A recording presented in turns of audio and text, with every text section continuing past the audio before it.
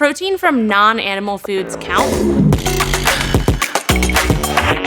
Don't you want to look good naked? When it comes to counting your protein for the day, if you have a specific goal, sometimes this can get confusing because people wonder, well, if I'm eating, if I want to eat a certain amount of protein, do I count the trace amounts of protein that are coming from maybe the vegetables or maybe some other carbs that I'm eating? So the big thing to pay attention to is that the most bang for your buck in terms of bioavailability of the protein you're eating, which just means the way that your body absorbs it and the efficiency that your body absorbs that protein, that's gonna come mostly from those animal proteins in terms of the most bioavailable that you can get.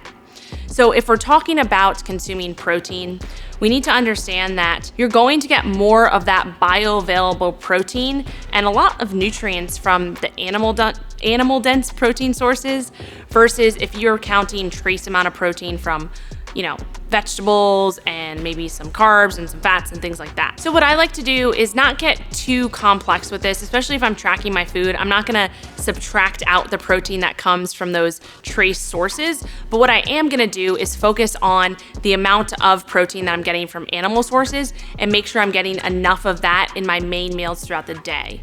So this is gonna be important, especially if your goal is to maintain muscle mass or build muscle mass, which that should be your goal. That should be everybody's goal, honestly. You wanna make sure that you're getting enough protein in your meals throughout the day to stimulate what we call muscle protein synthesis. So that's just a fancy word for how our body processes protein and turns it into muscle and uses it for recovery, for that muscle growth, and other processes in our body. So if you are consuming enough protein in your main meals, which is going to be a little bit different depending on your body size and how much muscle mass you have, but if you're consuming enough protein in each meal and you're stimulating that muscle protein synthesis, you're gonna be good to go.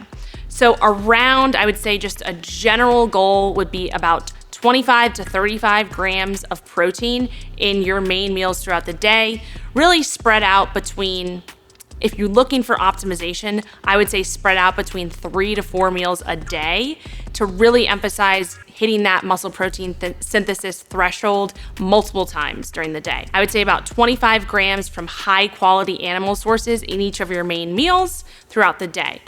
If you are vegetarian or vegan and you're looking to implement sources to kind of match those animal proteins, you want to pay attention to incorporating complete protein sources into your meals. So complete just means that it has all of the essential amino acids. Amino acids are just the building blocks of protein, so it's just what protein is made up of.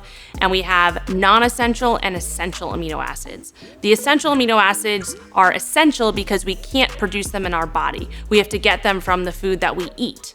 The non-essential amino acids are the ones that our body can actually produce, so that's why they're called non-essential. If you're a vegetarian or a vegan and you're not paying attention to getting complete protein sources, non-essential and essential combined, then you're gonna be missing out on a lot of those nutrients that you need in order to just be overall healthy, to build muscle, to maintain your muscle. So paying attention to that, getting complete sources. An example of a complete protein source for a vegan maybe would be combining rice and beans together.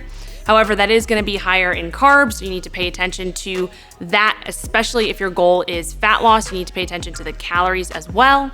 But that is an example of a complete protein source.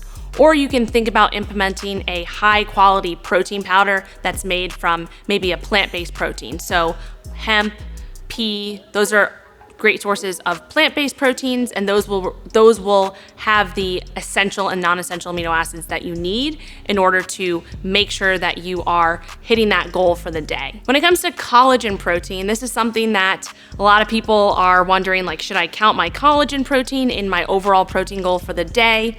So I would say that if you want to keep it as simple as possible, yes, count your collagen. If you're adding collagen to your coffee in the morning, or if you're consuming things like bone broth, which is very collagen dense, you can still count that in your protein goal, but don't make the mistake that collagen protein is the same as whey protein, for example, or complete animal sources of protein.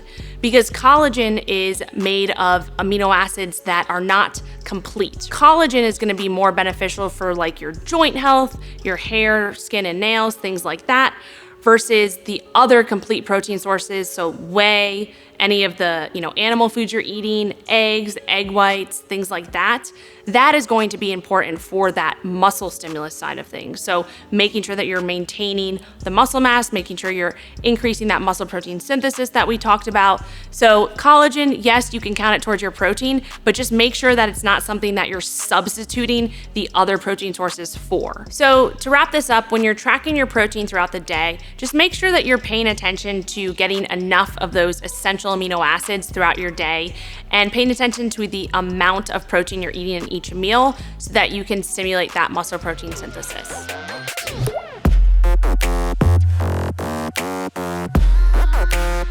Women, we believe